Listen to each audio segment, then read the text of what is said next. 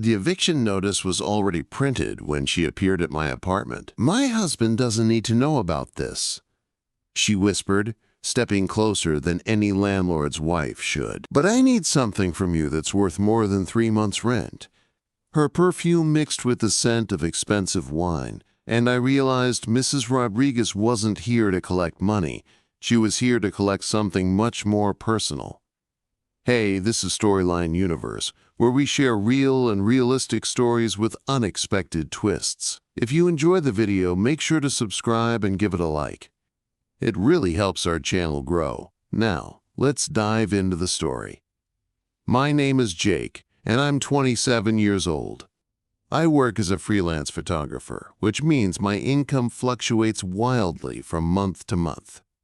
3 months ago, I hit a rough patch when several clients canceled shoots, and I fell behind on rent for my studio apartment in downtown Phoenix. The building was owned by Rodriguez Properties, a family business run by Carlos Rodriguez and his wife, Isabella. I'd seen Carlos around the building occasionally, a heavy-set man in his early 60s who dressed in expensive suits and drove a different luxury car every week. He was polite but distant, the kind of landlord who collected rent through a management company and preferred not to deal with tenants directly. Isabella was different.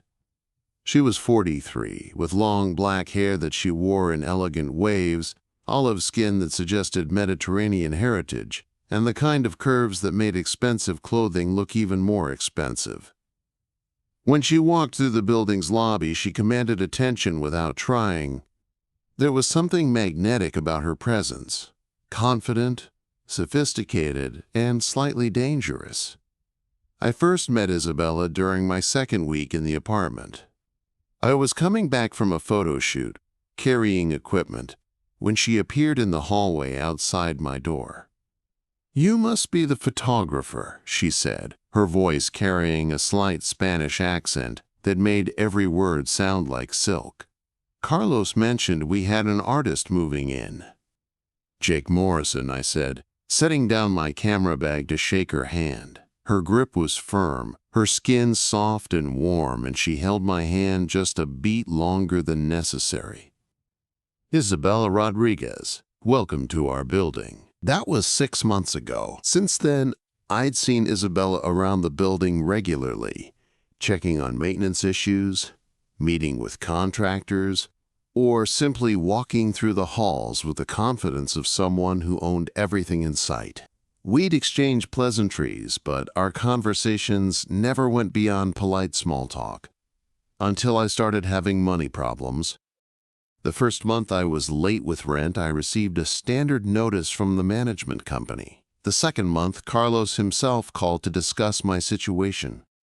He was understanding but firm. Photography was a tough business, he said, but bills needed to be paid. By the third month, I was in real trouble. My savings were depleted, my equipment was already pawned for previous emergencies, and new clients weren't materializing fast enough. That's when the eviction notice appeared under my door. I was sitting on my couch, staring at the legal document and wondering where I was going to live, when there was a soft knock at my door. When I opened it, Isabella was standing there with an envelope in her hand and an expression I couldn't quite read. "May I come in?" she asked.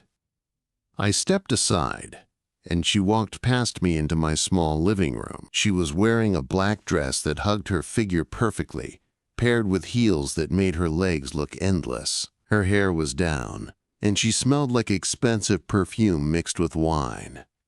"I imagine you've seen this," she said, holding up the eviction notice. "Yeah. I was just trying to figure out my next move." Isabella walked to my window, looking out at the city lights. "Carlos can be inflexible about business matters. He sees things in black and white. You pay rent or you don't. There's no middle ground."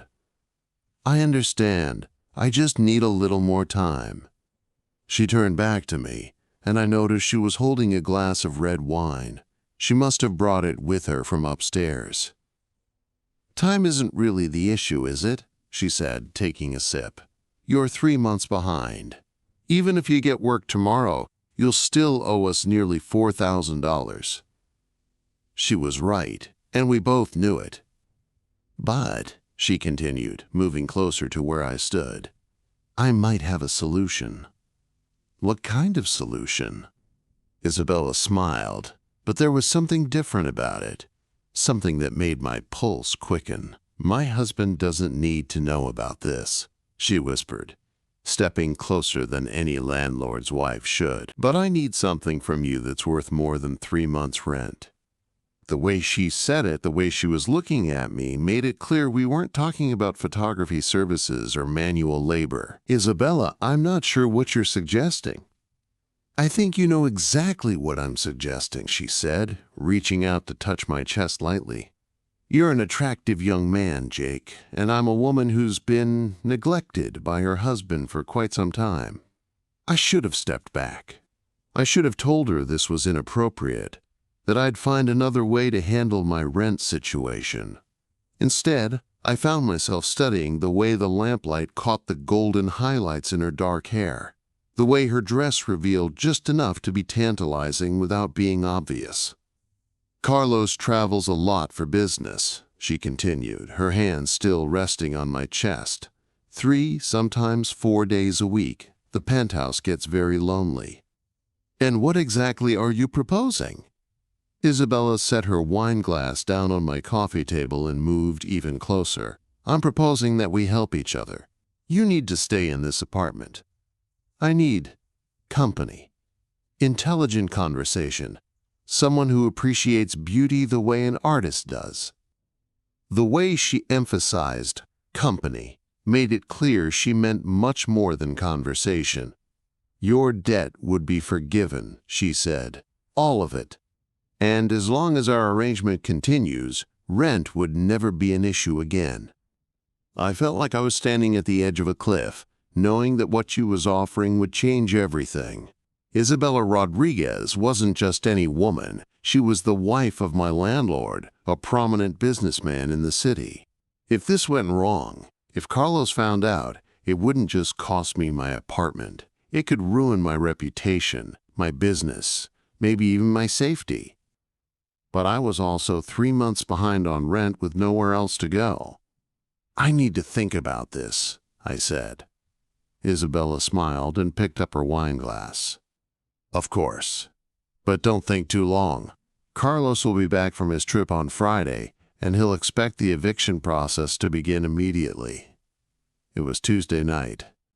She walked to my door, then turned back. If you're interested, I'll be in the penthouse tomorrow evening. Carlos leaves for Dallas in the morning. After she left, I sat in my apartment, trying to process what had just happened. Isabella Rodriguez, the wife of one of the most successful real estate developers in Phoenix, had just propositioned me. Not subtly, not with hints and innuendos, but directly and explicitly. I told myself I should decline. This was dangerous territory, the kind of situation that could explode spectacularly. But I also couldn't ignore the financial reality. $4,000 in back rent, plus first and last month's rent at a new place, plus security deposits. I was looking at nearly $8,000 I didn't have just to find somewhere else to live. And if I was honest with myself, I was attracted to Isabella. She was beautiful, sophisticated, and confident in a way that was incredibly appealing. The idea of being with her, of being the young man who could give her what her older husband apparently couldn't, was undeniably exciting. Wednesday evening, I found myself standing outside the penthouse door.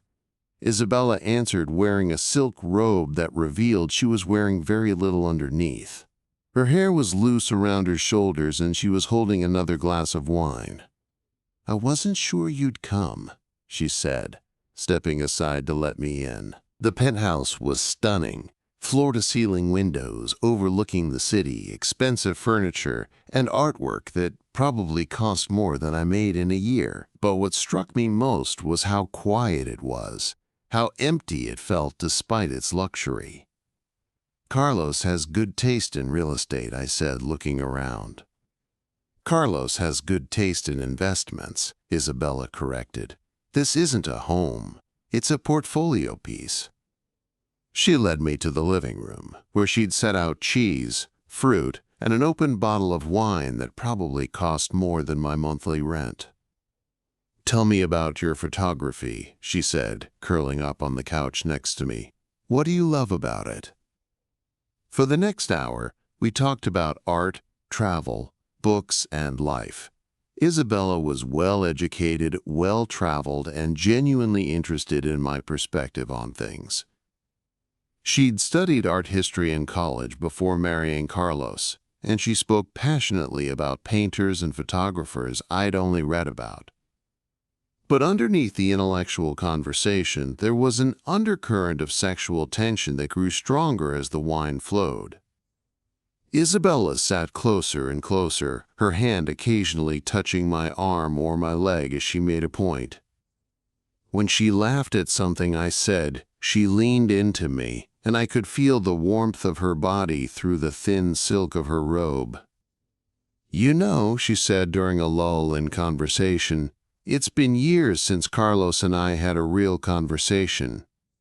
He talks about property values and business deals, but when was the last time he asked me what I think about anything that matters?" That sounds lonely. It is. Especially when you're married to someone who sees you as another acquisition rather than a partner. She set down her wine glass and looked at me directly. "I need you to understand something, Jake. This isn't just about sex. I need to feel wanted for who I am, not what I represent or what my last name can do for someone's business." "I understand." "Do you? Because once this starts, it becomes complicated very quickly. Carlos isn't just my husband. He's a powerful man with connections throughout the city. If he ever found out—" She didn't need to finish the sentence. We both knew the risks. "But I'm tired of being careful," she continued. "I'm tired of being the perfect wife who smiles at business dinners and never says what she really thinks. I want to feel alive again." When she kissed me, it was soft and tentative at first, like she was giving me one last chance to back out. When I kissed her back, she pressed closer, her hands moving to my chest, her body molding against mine. What followed was unlike anything I'd experienced before. Isabella wasn't just beautiful. She was passionate, confident, and completely present in a way that made me feel like I was the only man in the world. She moved with the grace of someone who knew exactly what she wanted and wasn't afraid to take it. Afterward, as we lay tangled in Egyptian cotton sheets that probably cost more than my monthly rent, Isabella traced patterns on my chest with her fingertip. "Carlos comes back Friday," she said, "but he leaves again on Monday for a week in Chicago." "And what happens between now and Monday?" "We pretend this never happened. You're just the tenant in 4B who's caught up on his rent. I'm just the landlord's wife who handled a business matter." "And after Monday?" Isabella smiled. "After Monday, we see what develops." That began the strangest 6 months of my life. When Carlos was in town, Isabella and I were polite strangers. We'd nod if we passed in the lobby, exchange pleasantries about the weather, and maintain the professional distance expected between a landlord's wife and a tenant. But when Carlos traveled, which was often, Isabella would find reasons to visit my apartment. Sometimes she'd claim there was a maintenance issue to check on. Sometimes she'd say she was inspecting the building for insurance purposes. The real reason was always the same. She was lonely, trapped in a marriage that had become a business arrangement, and I represented something different. Our relationship evolved beyond the purely physical, though that aspect remained intense. Isabella would bring wine and groceries, and we'd cook dinner together. She'd share stories about her life before Carlos, her dreams of traveling, her love of art that had been pushed aside for the role of perfect wife. I told her about my photography, my struggles to build a career, my hopes of eventually having a gallery show. She was genuinely interested and supportive in ways that surprised me. "You have talent," she said one evening, looking through my portfolio. "But you need better connections. The art world in Phoenix is smaller than you think, and it's all about who you know. Are you offering to introduce me to people?" Isabella smiled. "Let's just say that Carlos isn't the only one with a network." She was true to her word. Through Isabella's connections, I started getting higher-paying clients, gallery contacts, and opportunities I never would have found on my own. My career began taking off in ways I'd only dreamed about, but success came with complications. As my profile in the art community grew, people began asking questions about how I'd gotten connected to such influential clients. Isabella's recommendations were opening doors, but they also meant our names were occasionally mentioned together in social contexts. One evening, at a gallery opening Isabella had helped arrange for me, I noticed Carlos across the room. He was talking to potential investors, but his eyes kept finding me in the crowd. When he started walking in my direction, Isabella appeared at my side. "Darling," she said to Carlos, linking her arm through his, "you remember Jake Morrison, the photographer from our building?" "Of course," Carlos said, extending his hand. His grip was firm, his smile polite, but his eyes were studying me carefully. "Isabella mentioned you were having a show. Congratulations." "Thank you. Your wife has been very supportive of local artists."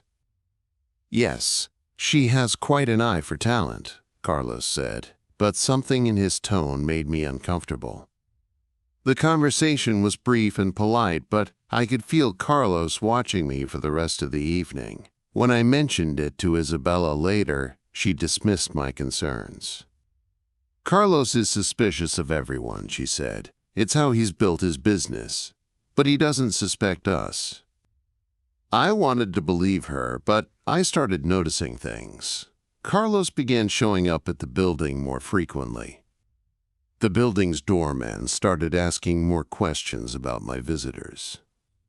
Small repairs in my apartment that had been ignored for months were suddenly being addressed by maintenance crews who spent more time than necessary in my space. Then came the night everything changed. I was in my apartment, editing photos from a recent shoot, when I heard shouting from the penthouse.